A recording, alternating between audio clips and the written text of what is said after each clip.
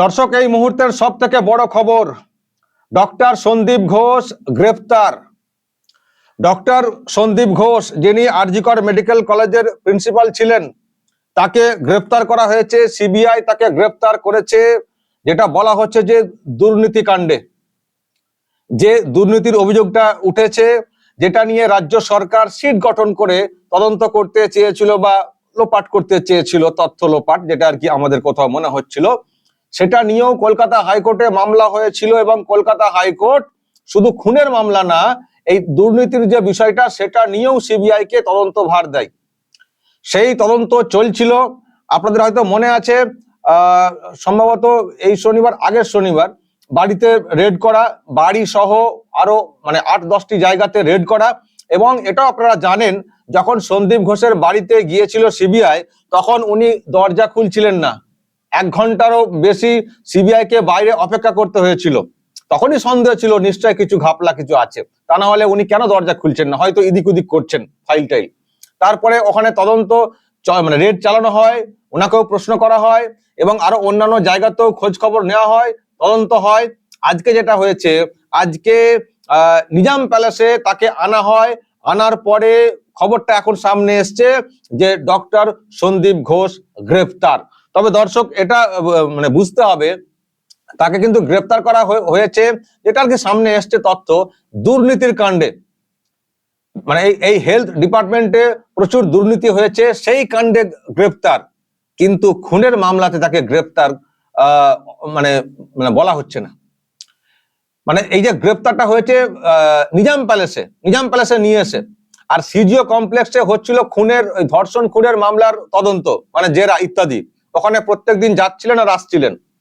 কিন্তু এই CGO complex না, এই নিজাম প্যালেস যেটা, সেখানে যে ব্রাঞ্চ রয়েছে সিবিআই এর, এখানে আনা হয়েছে এবং এখানে গ্রেফতার বলে বলা হচ্ছে। ফলে এটা হচ্ছে দুর্নীতির কাণ্ডে গ্রেফতার, কিন্তু খুনের কাণ্ডে সন্দীপ ঘোষকে গ্রেফতার এটা কিন্তু বলা হচ্ছে না, বা এরকম কিছু জানতে পারছি না। তার একদিকে যেমন এটা পরিষ্কার হচ্ছে যে দুর্নীতি হয়েছে বলে সিবিআই সন্দেহ করছে এবং সেই মতো এগোচ্ছে এবং গ্রেফতার পর্যন্ত করে ফেললো, খুব দ্রুত গ্রেফতার। খুনের মামলা তদন্ত অনেক আগে থেকে শুরু করেছে, এই দুর্নীতির বিষয়টা অনেকটা পরে শুরু হয়েছে, কিন্তু গ্রেফতার হচ্ছে, গ্রেফতারের যে বিষয়টা সেটা হচ্ছে দুর্নীতির কাণ্ডে। কিন্তু খুনের মামলার তদন্ত অনেক আগে থেকে শুরু করলেও সেই কেসে কিন্তু সন্দীপ ঘোষকে গ্রেফতার করতে পারেনি সিবিআই, বা অন্য কাউকে গ্রেফতার করতে পারেনি। অথচ এদের পলিগ্রাফ টেস্ট হয়েছে, আরো অনেক কিছু হয়েছে। ফলে এদিকে যেমন তাকে গ্রেফতারের যে বিষয়টা এসছে দুর্নীতির বিষয়, সিবিআই কাজটা করেছে, গ্রেফতারের বিষয়টা, কিন্তু খুনের মামলাতে কেন কিছু করতে পারলো না সিবিআই? খুনের মামলাতে সন্দীপ ঘোষকে কেন অ্যারেস্ট করতে পারেনি সিবিআই? এটা নিয়েও কিন্তু প্রশ্ন তৈরি হয়েছে। তাহলে কি খুনের মামলার বিষয়টা চ্যাপ্টার ক্লোজ হয়ে গেল? ওখানে কি তাহলে কাউকে গ্রেফতার করার মতো কিছু খুঁজে পাচ্ছে না সিবিআই? তবে এর উত্তর আমরা এখনই পরিষ্কার করে জানতে পারছি না, সেটা জানতে পারবো 5 তারিখে। 5 তারিখে সুপ্রিম কোর্টে হিয়ারিং রয়েছে, আপনারা জানেন। সেখানে কি হলো, তদন্তের কি ব্যাপারটা হলো, সেটা নিয়ে সিবিআই বলবে। তো সেখানে আমরা বুঝতে পারবো যে ধর্ষণ খুনের বিষয়টাতে কি এগিয়েছে, কি তদন্তে উঠে এসছে। তো সেটার জন্য অপেক্ষা করতে হবে। তবে এটুকু পরিষ্কার যে ধর্ষণ খুনের মামলাতে সন্দীপ ঘোষকে বা সন্দীপ ঘোষকে অন্তত গ্রেফতার করা যায়নি। এই যে খুনের মামলা এবং তথ্য লোপাট, এই যে ধরুন কিছুই পাওয়া যাচ্ছে না, কেন পাওয়া যাচ্ছে না? কারণ যেটা বলা হচ্ছে যে আগের দিনই বলা হয়েছিল সুপ্রিম কোর্টে যে তথ্য প্রমাণ লোপাটের আশঙ্কা রয়েছে। তার সিবিআই তখনই সন্দেহ করেছিল, আগের যে হিয়ারিংটা হয়েছে সুপ্রিম কোর্টে। তো যদি সত্যি এই তথ্য প্রমাণ লোপাটের একটা ব্যাপার হয়ে থাকে, তো সেখানেও যারা লোপাট করেছেন তাদের বিরুদ্ধে একইভাবে অ্যাকশন নেওয়া যায়, ধর্ষণ খুন, এবং যারা সেগুলোকে লোপাট করার চেষ্টা করেছেন এই বিষয়টাকে, তাদেরকেও শাস্তি দেওয়া যায়। কিন্তু সেই বিষয়ে গ্রেফতার আমরা কিন্তু কাউকে দেখছি না। অনেককে ডাকাডাকি হয়েছে, পলিগ্রাফ টেস্ট হয়েছে, কিন্তু সেই বিষয়ে খুন মামলাতে, ধর্ষণ মামলাতে একমাত্র সেই সঞ্জয় রায় ছাড়া কাউকে গ্রেফতার করতে আমরা দেখিনি। ফলে এই যে গ্রেফতার, এটা হচ্ছে দুর্নীতির বিষয়, কিন্তু ধর্ষণ খুনের মামলায় গ্রেফতার কিন্তু আমরা দেখছি না। তাহলে সিবিআই যেমন এদিক দিয়ে একটা প্রশংসনীয় কাজ করছে, এই মুহূর্তে আস্থা ফিরিয়েছে মানুষের, যে দুর্নীতি কাণ্ডে গ্রেফতার করে ফেললো। তার দুর্নীতি কতটা হয়েছে, তার বহরটা কতটা, যে এতটা দ্রুত গ্রেফতারের সিদ্ধান্তটা নিয়ে ফেললো সিবিআই, সেটা কিন্তু একটা ভাববার বিষয় রয়েছে। তার কত দুর্নীতি হয়েছে। এবং আমার ধারণা যেভাবে তাকে খপ করে ধরে ফেললো এই মুহূর্তে, এই কদিনের মধ্যে, আমার মনে হয় ঠিক করে তদন্ত করলে অনেকে কিন্তু এই দুর্নীতির মামলাতে গ্রেপ্তার হবেন। এবং এসপি দাস, যার নামটা উঠে এসছে, যাকে দিয়ে রাজ্যের মুখ্যমন্ত্রী স্বাস্থ্য দপ্তরটাকে মানে পরিচালনা করছেন, তারও দিকে কিন্তু আঙুলটা উঠবে, কারণ প্রচুর হেলথে প্রচুর দুর্নীতির অভিযোগটা এসছে। শিক্ষাতে দুর্নীতি তো আপনারা শুনেছেন, হেলথও একটা বিরাট র্যাকেট কাজ করেছে, সিন্ডিকেট কাজ করেছে, কিন্তু এটা নিয়ে তদন্ত হচ্ছিল না। অনেক মানুষ অনেক অভিযোগ করেছিলেন, কিন্তু তদন্ত হচ্ছিল না। আর এই পর্যায়ে যখন একটা দাবিটা উঠছিল, তখন হঠাৎ করে সিট গঠন করে তদন্ত করার উদ্যোগ দেখাচ্ছিল রাজ্য সরকার, সেটাকে নাকচ করে দিয়ে কলকাতা হাইকোর্ট সিবিআই কে তদন্তভার দিয়ে দিয়েছে। তো এখন তদন্তের যে বিষয়টা দেখতে পাচ্ছি, যে তার মানে আর্থিক দুর্নীতি কাণ্ডে সন্দীপ ঘোষ গ্রেপ্তার, ফলে এই পথে এগোলে আরো অনেকে গ্রেপ্তার হবেন। এমনকি অনেকে মনে করছেন এর সঙ্গে নাম জড়াতে পারে যিনি স্বাস্থ্য দপ্তরের দায়িত্ব রয়েছেন মন্ত্রী হিসেবে, অর্থাৎ রাজ্যের মুখ্যমন্ত্রী মমতা বন্দ্যোপাধ্যায়েরও। ফলে শিক্ষাতে দুর্নীতি যেমন একটা কানেকশন, ওইটা নিয়ে অভিযোগ এসছে, আপনারা জানেন। ওনার নামে সিবিআই এনকোয়ারির অর্ডার পর্যন্ত রয়েছে, কারণ উনি একটা অনৈতিক প্রস্তাব পাশ করে অযোগ্যদের চাকরি বাঁচানোর চেষ্টা করেছিলেন স্কুল ডিপার্টমেন্টে। সেটা নিয়ে তদন্তের একটা ব্যাপার আছে, যদিও উনি রক্ষা কবচ নিয়েছেন সুপ্রিম কোর্টের কাছ থেকে, কিন্তু মামলা কিন্তু আছে। তদন্তের বিষয়টা ওটা ছিল শিক্ষা ক্ষেত্রে, এবার স্বাস্থ্য ক্ষেত্রে দেখুন, স্বাস্থ্য ক্ষেত্রে তার ডিপার্টমেন্টের দুর্নীতির বিষয়টা প্রকাশ্যে চলে এলো, মানে এই গ্রেফতারের বিষয়টা দিক দিয়ে। ফলে এটা অনেকটা দূর এগোবে, সেটা মনে করা হচ্ছে। শুধু সন্দীপ ঘোষ একা লুটপাট করেননি, যে অভিযোগটা সামনে এসছে, নিশ্চয়ই ওই পার্সেন্টেজে ভাগ গেছে। এখন কতদূর ভাগ গেছে স্বাস্থ্য দপ্তর বা সেখান থেকে কালীঘাট, দেখতে হবে খোঁজ নিয়ে। ফলে এদিক দিয়েও কিন্তু মুখ্যমন্ত্রী একটা প্রশ্নের মুখে পড়তে পারেন, এটা পরিষ্কার, এটা পরিষ্কার।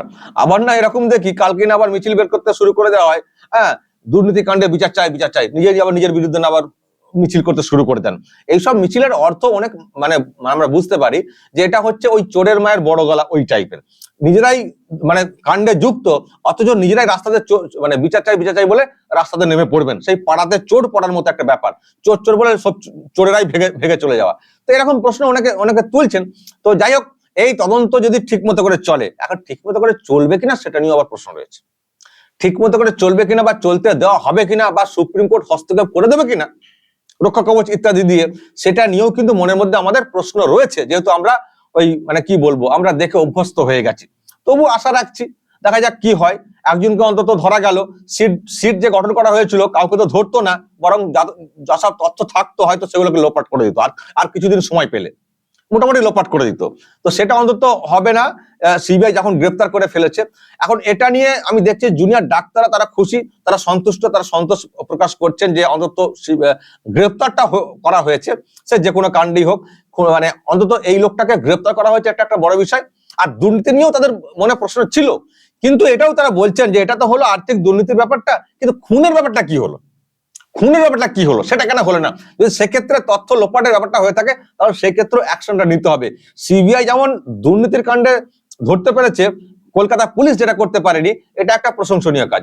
কিন্তু খুনের মামলাটা কি হলো, খুনের মামলাতে কেন কাউকে গ্রেপ্তার করতে পারলো না, বা খুনের মামলাতেই কেন সন্দীপ ঘোষকে গ্রেপ্তার করা হলো না, সেটাও কিন্তু ব্যাপার রয়েছে, সেটাও দেখতে হবে সিবিআই কে। তো মোটের উপর এই মুহূর্তে সিবিআই এর উপরে সন্তোষ প্রকাশ করছেন ডাক্তাররা, আমরাও সন্তুষ্ট আপাতভাবে আমরা আছি, কিন্তু আমরাও চাই টোটাল মামলার নিষ্পত্তি, খুনের মামলার নিষ্পত্তি।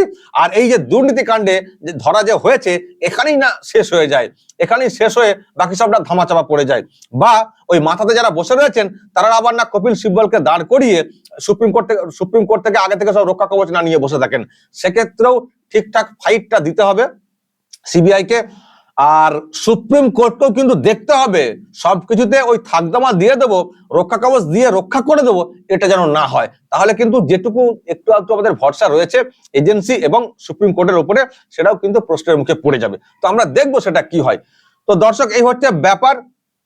ভালো একটা খবর এই মুহূর্তে, যারা আমরা দুর্নীতির দমন দেখতে চাইছি, দুর্নীতিবাজদের বিরুদ্ধে ব্যবস্থা দেখতে চাইছি, সেই ক্ষেত্রে বলবো আপাতভাবে এটা একটা ভালো খবর, সুখবর। কিন্তু ওই আর কি, যতক্ষণ না বিষয়টা এগোচ্ছে ততক্ষণ কিন্তু আমরা পুরোপুরি সন্তুষ্ট না। এবার আমরা দেখতে চাই এই র্যাকেট কত দূর বিস্তৃত। সন্দীপ ঘোষকে ধরে প্রপারলি জেরা করে ব্যবস্থা নেওয়া হোক, টোটাল করাপশনটাকে এন্ড করতে হবে। এবং যেসব চক্র মানে যারা আর কি যুক্ত তাদেরকে ধরতে হবে, সিন্ডিকেটটাকে ধরতে হবে। তিনি যত বড় নেতা নেত্রী হন না কেন তার বিরুদ্ধে ব্যবস্থা নিতে হবে। আর খুনের যে মামলাটা, যেটা আমাদের একটা বড় দাবি, সেই খুনের মামলার সঠিক তদন্ত হোক, সেই মামলার তদন্ত আমরা শেষ দেখতে চাই। আর যারা তথ্য লোপাট করেছেন, যার জন্য তদন্ত এগোচ্ছে না বা সমস্যায় পড়তে হচ্ছে সিবিআই কে, তাদেরকে খুঁজে খুঁজে বের করে এই রেপ কেসে খুনের মামলাতে যে ধরনের সাজা হওয়া উচিত তাদের প্রত্যেকে যেন সেই সাজা দেওয়া হয়, ফাঁসিতে যেন ঝুলিয়ে দেওয়া হয় তথ্য প্রমাণ লোপাটের জন্য। সে যত বড়ই লোক হন না কেন, যত বড় নেতা নেত্রী হন না কেন, এটা কিন্তু আমরা চাই। কারণ এটুকু পরিষ্কার হয়ে গেছে, সিবিআই কিন্তু এখনো খুনের মামলাতে হয়তো ঠিক মতো করে কুল কিনারা খুঁজে পাচ্ছে না। ফলে যারা এটাকে লুকিয়েছেন তাদের বিরুদ্ধে আমরা অ্যাকশন দেখতে চাই। দর্শক কি বলবেন? যে খবর সামনে এসছে, ডক্টর সন্দীপ ঘোষ গ্রেফতার। এখন আর ডক্টর বলা উচিত হবে না, দুষ্কৃতী, দুর্নীতিবাজ, চোর, ডাকাত, যে যা পারবেন বলবেন, আপনারা শব্দ বন্ধ দিয়ে বলবেন। তবে হেলথ ডিপার্টমেন্টের একজন এই রকম ডাক্তারকে, প্রিন্সিপালকে গ্রেফতার হতে হচ্ছে, এর থেকে লজ্জার আর কিছু হতে পারে না। আর এটার জন্য একটা স্বাস্থ্য দপ্তরের, একটা মেডিকেল কলেজের প্রিন্সিপাল গ্রেফতার হয়ে যাচ্ছেন। আমার অবাক লাগছে, এরপরেও স্বাস্থ্যমন্ত্রী মানে যিনি স্বাস্থ্য দপ্তরের দায়িত্বে রয়েছেন, তিনি এখনো কেন পদটাকে আঁকড়ে বসে রয়েছেন? তার তো লজ্জাতে নাক্ষর দিয়ে পদ ছেড়ে চলে যাওয়াটা উচিত, কিন্তু উনি যাবেন না, উনি তো ওই রকমই যাবেন না। সেই জন্যই তো আমরা বলি যে সবকিছু ছেড়ে দিয়ে একটাই এখন দফা এবং দাবি হওয়া উচিত, মুখ্যমন্ত্রীর পদত্যাগ। উনি না সরলে কোনো বিচার হবে না। এটা আমি আপনাদেরকে বলে দিলাম দর্শক, যদি কলকাতা পুলিশই তদন্ত করতো, এই সিট গঠন যেটা করা হয়েছিল, কোনো মতে সন্দীপ ঘোষকে গ্রেফতার করা হতো না। এটা আপনারা ভালো করে জানেন, কারণ এনাকে বাঁচানোর জন্য কম চেষ্টা করেননি মুখ্যমন্ত্রী। যে দুর্নীতিতে এতটা নিমজ্জিত মানুষ, যাকে কদিনের মধ্যে গ্রেফতার করে ফেললো সিবিআই, অনেক পরে এই মামলা তদন্ত শুরু করেছে খুনের মামলা থেকে, তাকে নতুন করে পোস্টিং দেওয়া হয়েছিল আরজি কর কাণ্ডের পরে, এবং তার প্রতি সিম্পাথি দেখানো হচ্ছিল না, ও ছাড়তে চাইছে, পরিবারের লোকেরা বলছেন যে প্রচুর মানে হয়েছে, সেজন্য মানে চাকরি থেকে পদত্যাগ করতে চাইছেন। আমরা বলেছি না, তোমার জন্য অন্য জায়গা ব্যবস্থা করে দিচ্ছি, এরকম বলে এলেন। তারপরে শুনলাম ন্যাশনাল মেডিকেল কলেজের প্রিন্সিপাল হয়ে গেলেন। তার মানে ওনার কোনো দোষ উনি দেখছিলেন না, অথচ দেখুন লোকটাকে কদিনের মধ্যে সিবিআই ধরে ফেললো মানে দুর্নীতির কাণ্ডে। তাহলে এই দুর্নীতিবাজদের যিনি আশ্রয় দেন, তার পদত্যাগ চাওয়াটা উচিত না? আর এই যে এখন তো প্রকাশ্য চলে এলো, এরপর লজ্জায় আপনি পদত্যাগ করবেন না? আপনি করবেন না, ভালো করে জানি। আপনি কখনোই নিজের থেকে পদত্যাগ করবেন না, আপনাকে ঠেলে ফেলতে হবে, সেটা আমরা ভালো করে জানি। মানুষের মধ্যে এখন ক্ষোভের সঞ্চার ঘটছে, ক্ষোভ হচ্ছে, রাজ্য জুড়ে প্রতিবাদ বিক্ষোভ মিছিল হচ্ছে, জনজাগরণ তৈরি হচ্ছে। একটা অ্যাটেম্প হয়েছিল 27 তারিখে, দেখবেন একটা সময় এই পুঞ্জীবিত ক্ষোভ আবার একত্রিত হবে। যদি আপনি পদত্যাগ না করেন, আপনাকে নবান্ন থেকে ঠেলে ফেলে দেওয়া হবে। এটা বলার কিন্তু কোনো অপেক্ষা রাখে না, মানে পদ থেকে ঠেলে ফেলে দেওয়া হবে। দর্শক বলবেন, যা বলার কমেন্ট বক্সে নজর রাখবেন আরামবাগ টিভিতে।